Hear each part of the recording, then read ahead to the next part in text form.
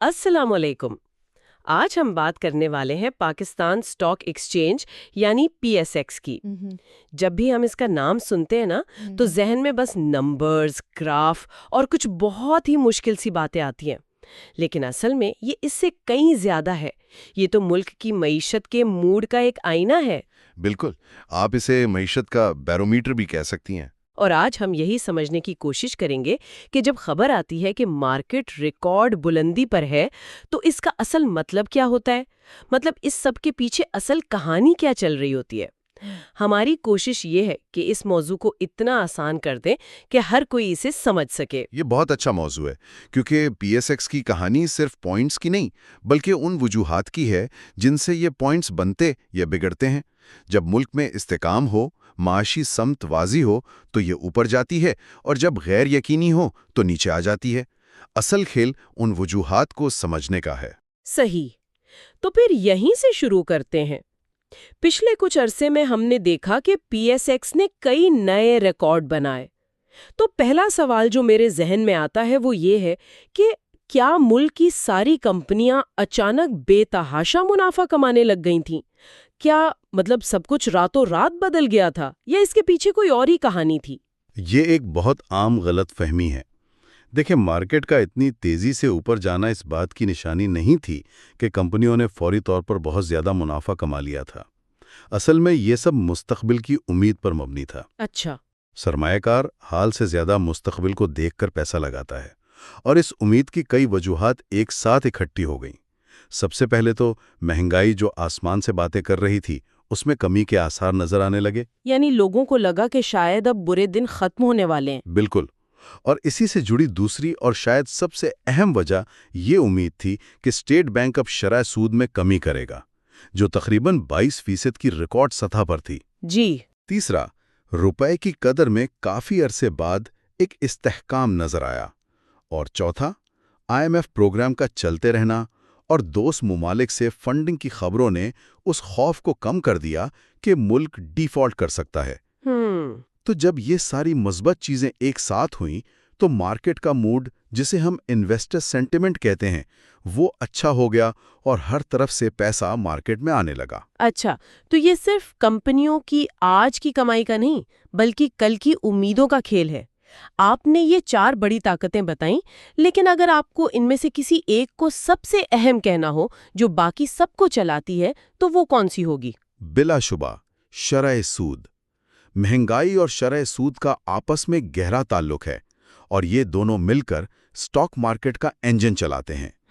دیکھیں، جب ملک میں مہنگائی کم ہونے لگتی ہے تو مرکزی بینک پر دباؤ کم ہو جاتا ہے، اور اس کے پاس شرح سود کم کرنے کی گنجائش پیدا ہوتی ہے۔ اب شرح سود میں کمی یہ ایک تیر سے 2 شکار کرتی ہے۔ اچھا، وہ کیسے؟ پہلا شکار تو ہے کمپنیاں۔ شرح سود کم ہونے سے ان کے لیے بینکوں سے قرض لینا سستا ہو جاتا ہے۔ جی۔ جب قرض سستا ہو تو وہ آسانی سے اپنے کاروبار کو پھیلا سکتی ہیں، نئی فیکٹریاں لگا سکتی ہیں، جس سے ان کے مستقبل کے منافع میں اضافے کی امید بڑھ جاتی ہے۔ صحیح۔ اور دوسرا فائدہ ہے عام سرمایہ کار کے لیے۔ جب بینک آپ کو آپ کے پیسوں پر 22% کے بجائے 15% منافع دے گا، جی، تو آپ سوچیں گے کہ کیوں نہ یہ پیسہ اسٹاک مارکیٹ میں لگایا جائے جہاں زیادہ منافع مل سکتا ہے۔ اچھا۔ تو یہ ایک ڈبل ویمی ہے۔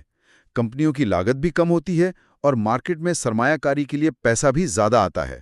اسی لیے شرح سود میں کمی کی صرف افواہ بھی مارکیٹ کو اوپر لے جاتی ہے۔ یہ شرح سود والی بات تو سمجھ آتی ہے، یہ تو ہمارے اپنے ملک کا معاملہ ہے، لیکن مجھے ہمیشہ یہ چیز دلچسپ لگتی ہے کہ واشنگٹن میں بیٹھا آئی ایم ایف کراچی کی مارکیٹ پر کیسے اثر انداز ہو جاتا ہے۔ یہ صرف ایک قرض کا پروگرام ہے یا اس سے بڑھ کر کچھ ہے؟ یہ صرف قرض سے کہیں بڑھ کر ہے۔ دیکھیں، پاکستان جیسی معیشت میں جہاں ماضی میں معاشی بحران آتے رہے ہوں، وہاں مقامی اور خاص طور پر غیر ملکی سرمایہ کار صرف یہ نہیں دیکھتے کہ کمپنیاں کتنا کما رہی ہیں، وہ یہ بھی دیکھتے ہیں کہ کیا ملک کے پاس بیرونی ادائیگیوں کرنے کے لیے ڈالرز موجود ہیں، کہیں ڈیفالٹ کا کوئی خطرہ تو نہیں۔ اسے ہم سوورن رسک کہتے ہیں۔ اچھا، تو آئی ایم ایف اس رسک کو، اس خطرے کو کم کرتا ہے؟ بالکل۔ آئی ایم ایف کا پیسہ صرف اعتماد ہی نہیں لاتا، وہ حقیقت میں اسٹیٹ بینک کے خزانے میں ڈالرز لاتا ہے۔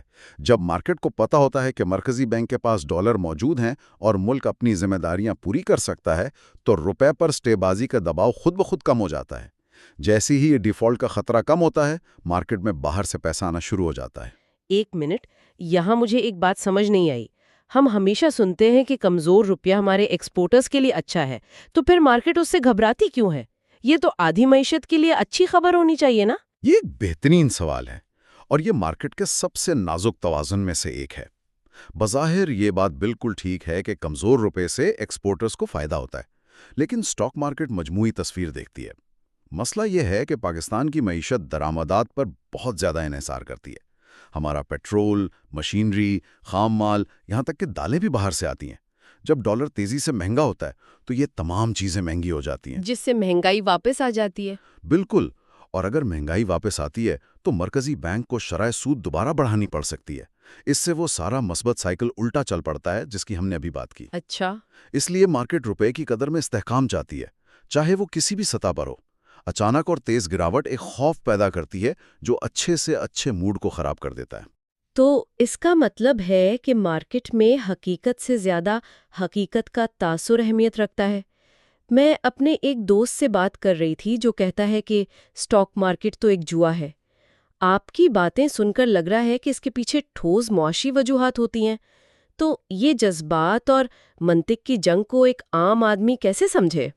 आपके दोस्त की बात एक हद तक ठीक है, खासतौर पर पाकिस्तान जैसी मार्केट में, जिसे हम हाई वॉलेटिलिटी मार्केट कहते हैं, जज्बात का बहुत बड़ा किरदार है। इसकी वजह यह है कि हमारी मार्केट में बड़ी कंपनियों या इदारों के मुकाबले में आम छोटे सरमायाकारों की तादाद ज्यादा है जो खबरों पर बहुत जल्द रद्द-ए-अमल देते हैं। यानी हर्ड मेंटालिटी, ये भेड़ चाल? जी, इसे समझने के लिए स्नोबॉल इफेक्ट की मिसाल लें। एक छोटी सी अच्छी खबर बर्फ का गोला बनाती है। कुछ लोग खरीदारी शुरू करते हैं जिससे मार्केट थोड़ी ऊपर जाती है। इसे देखकर मजीद लोग इस डर से मार्केट में आ जाते हैं कि कहीं वो ये मौका गंवा ना दें। अच्छा। जैसे जैसे ये बर्फ का गोला नीचे आता है, मजीद सरमायाकारों की बर्फ उसे चिपकती जाती है जब तक वो बहुत बड़ा ना हो जाए। लेकिन यही अमल उल्टा भी हो सकता है। एक बुरी खबर पर कुछ लोग घबराकर बेचना शुरू करते हैं और गिरती हुई मार्केट को देखकर बाकी सब भी बेचना शुरू कर देते हैं। यहाँ खौफ और लालच, ये दो जज्बात अक्सर मंतिक पर हावी हो जाते हैं। जबरदस्त वजाहत है। तो जब ये तेजी की लहर आती है तो क्या तमाम कश्तियां एक साथ ऊपर उठती हैं या कुछ खास सेक्टर्स होते हैं जो बिल्कुल रॉकेट शिप बन जाते हैं? नहीं, तमाम सेक्टर्स एक जैसा परफॉर्म नहीं करते। जब माशी इस्तेहकाम आ रहा हो और शरह सूद कम होने की उम्मीद हो तो कुछ सेक्टर्स बाकियों से बहुत बेहतर कारकर्दगी दिखाते हैं। उनमें सबसे आगे बैंकिंग सेक्टर होता है, क्योंकि उनका सारा कारोबारी पैसों के लेन देन और शरह सूद से जुड़ा है। सही। इसके अलावा तवानाई यानी ऑयल एंड गैस सेक्टर भी अच्छा करता है, क्योंकि हुकूमत गर्दिशी कर्जे के मसले को हल करने की कोशिश करती है। फिर आते हैं साइक्लिकल सेक्टर्स जैसे सीमेंट, ऑटोमोबाइल्स और कंज्यूमर गुड्स। इन पे क्या असर होता है? जब शरह सूद कम होती है तो लोगों के लिए गाड़ियां और घर लेना आसान हो जाता है और मईशत में पैसा आने से वो दूसरी अशिया पर भी ज्यादा खर्च करते हैं। लेकिन यहाँ एक गहरी बात समझना जरूरी है। सिर्फ ये कहना काफी नहीं कि सीमेंट सेक्टर चलेगा। अच्छा, असल सवाल ये है कि कौन सी सीमेंट कंपनी चलेगी। अच्छा, इसमें भी फर्क है? बहुत ज्यादा। मिसाल के तौर पर वो सीमेंट कंपनियां जिनके प्लांट शुमाल में हैं, वो अफगानिस्तान को एक्सपोर्ट करके फायदा उठा सकती हैं। दूसरी तरफ वो कंपनियां जिन्होंने हाल ही में भारी कर्ज लेके अपने प्लांट को बड़ा किया है, शरह सूद में कमी उनके लिए दोहरा फायदा लाती है, क्योंकि उनके कर्ज की अदायगी की लागत कम हो जाती है। बिल्कुल। तो एक समझदार सरमायाकार सिर्फ सेक्टर नहीं देखता, वो सेक्टर के अंदर की कहानी देखता है। ये याद रखना बहुत जरूरी है कि सेक्टर हमेशा नहीं, साइकिल अहम होता है। ठीक है, ये सब तो बहुत मुस्बत लग रहा है, लेकिन इसका मनफी पहलू क्या है? वो कौन से बड़े बोगी मैन हैं जो किसी भी वक्त आकर इस सारी पार्टी को खराब कर सकते हैं? खतरात हमेशा मौजूद रहते हैं और उन पर नजर रखना बहुत जरूरी है। सबसे पहला और बड़ा खतरा महंगाई का किसी भी वजह से वापस आ जाना है। अगर आलमी सतह पर तेल अचानक बहुत महंगा हो जाए या मुल्क में खुराक की कीमतें दोबारा बढ़ने लगें तो शरह सूद में कमी का सारा खेल उल्टा पड़ सकता है। ये मार्केट के लिए सबसे बड़ा धचका होगा। यानी अगर महंगाई वापस आ गई तो सब किए कराए पर पानी फिर जाएगा। बिल्कुल। दूसरा बड़ा खतरा है पॉलिसी में अदम तसलसल। अगर हुकूमत बार बार अपने माशी फैसले बदले, बजट में गैर मुतवक्के टैक्स लगा दे तो सरमायाकारों का एतमाद खत्म हो जाता है। उन्हें समझ नहीं आता कि कल क्या होगा। तीसरा खतरा रुपए पर दोबारा दबाव आना है और चौथा खतरा बैरूनी झटके हैं। जैसे जैसे कोई बड़ा सियासी अदम इस्तेहकाम, कोई कुदरती आफत जैसे बड़े सैलाब या खित्ते में कोई जंगी सूरत हाल। ये चीज़ें किसी के कंट्रोल में नहीं होती, लेकिन मार्केट पर बराह रास्त असरअंदाज होती हैं। इन तमाम इम्कानात और खतरात को देखते हुए अगर हम मुस्तकबिल की तरफ देखें तो क्या मंजरनामे हो सकते हैं? हम इसे 3 मुमकिना मंजरनामों में देख सकते हैं। पहला है बेस केस, यानी वो सूरत हाल जिसका इम्कान सबसे ज़्यादा है। इसमें यह माना जाता है कि महंगाई काबू में रहेगी, रुपया मुस्तहकम रहेगा और पॉलिसी में तसलसल होगा। अगर ऐसा होता है तो मार्केट का मजमूई रुझान मुस्बत रहेगा, लेकिन दरमियान में 5 से 10% की गिरावट या करेक्शंस आती रहेंगी, जो एक सेहतमंद मार्केट की निशानी है। और बेहतरीन सूरत हाल क्या हो सकती है जिसे बुल केस कहते हैं? बुल केस तब होगा अगर मुल्क में गहरी माशी इस्लाहात की जाएं, जैसे टैक्स का दायराकार बढ़ाना या बड़े सरकारी इदारों की निष्कारी। इससे सरमायाकारों का एतमाद इतना बढ़ेगा कि मार्केट की वैल्यूएशन री रेटिंग हो जाएगी। एक मिनट, ये वैल्यूएशन री रेटिंग क्या चीज़ है? इसका मतलब ये है कि आलमी सरमायाकार पाकिस्तान की कंपनियों के हर एक रुपए के मुनाफे को ज्यादा कीमत देने पर तैयार हो जाते हैं। आज अगर वो 1 रुपए के मुनाफे के लिए 8 रुपए देने को तैयार हैं, तो री रेटिंग के बाद वो उसी 1 रुपए के लिए 12 या 15 रुपए देने को तैयार होंगे। Oh wow! ये असल गेम चेंजर होता है और इस सूरत में मार्केट बहुत तेजी से ऊपर जा सकती है। और जाहिर है एक मनफी सूरत हाल भी हो सकती है। बेयर केस क्या होगा? बेयर केस या मनफी सूरत हाल तब पैदा होगी अगर कोई बड़ा खतरा हकीकत बन जाए, जैसे महंगाई काबू से बाहर हो जाए, IMF प्रोग्राम का कोई मसला हो जाए। बिल्कुल, IMF प्रोग्राम पटरी से उतर जाए या कोई बड़ा सियासी बहरान पैदा हो जाए। ऐसी सूरत में सरमायाकारों का एतमाद टूट सकता है और मार्केट में एक तेज और गहरी गिरावट भी आ सकती है। ये एक मुकम्मल मास्टर क्लास रही है। लेकिन आखिर में कोई ऐसा शख्स जो अभी सीख रहा है, जैसे कोई यूनिवर्सिटी का तालिब इल्म या कोई नया सरमायाकार, उसके लिए सब कुछ याद रखना मुश्किल है। क्या आप उसके लिए कोई आसान सी चेकलिस्ट बता सकते हैं कि वो हर महीने किन चंद चीज़ों पर नज़र रखे तो उसे मार्केट की बड़ी तस्वीर समझ आ जाए? बिल्कुल, हर छोटी बड़ी खबर के पीछे भागने की जरूरत नहीं। अगर कोई हर महीने सिर्फ इन चंद चीजों पर नजर रखे तो उसे मार्केट की सिमत का अंदाजा हो जाएगा। ठीक है।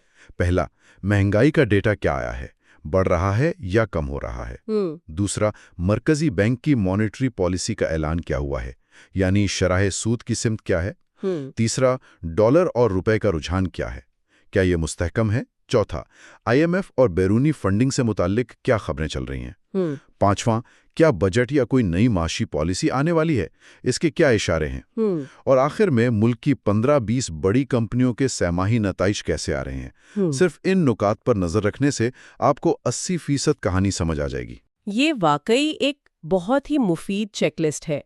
तो आज की इस गुफ्तगू का खुलासा ये है कि पाकिस्तान स्टॉक एक्सचेंज की ताकत उम्मीद और इस्तेकाम से जुड़ी है, लेकिन इसकी कमजोरी गैर यकीनी और अचानक आने वाले झटकों से है। ये एक ऐसा मैदान है जो मौका भी देता है और इंसान के सब्र और समझ का इम्तिहान भी लेता है। बिल्कुल, आखिर में बात वही है कि जो शख्स माशी अवामिल को समझता है, जज्बाती फैसलों से परहेज करता है और थोड़ी तवील मुद्दती सोच रखता है, वही इस मार्केट को बेहतर तरीके से समझ सकता है और इससे फायदा उठा सकता है। तो आखिर में हम एक सवाल छोड़कर जा रहे हैं, क्या स्टॉक मार्केट में सरमायाकारी करना सिर्फ पैसा कमाने का एक माशी फैसला है, या ये किसी मुल्क के मुस्तकबिल पर एतमाद का एक वोट भी है? इस पर जरूर सोचिएगा। अगर आपको हमारी ये गुफ्तगू पसंद आई और आप मुस्तकबिल में भी ऐसे मौज़ूआत पर गहराई से बातचीत सुनना चाहते हैं, तो हमारे चैनल मोनिक को लाइक और सब्सक्राइब करना ना भूलें। आपकी हिमायत हमारे लिए बहुत अहम है। अगली बार तक के लिए खुदा हाफिज। Like and subscribe.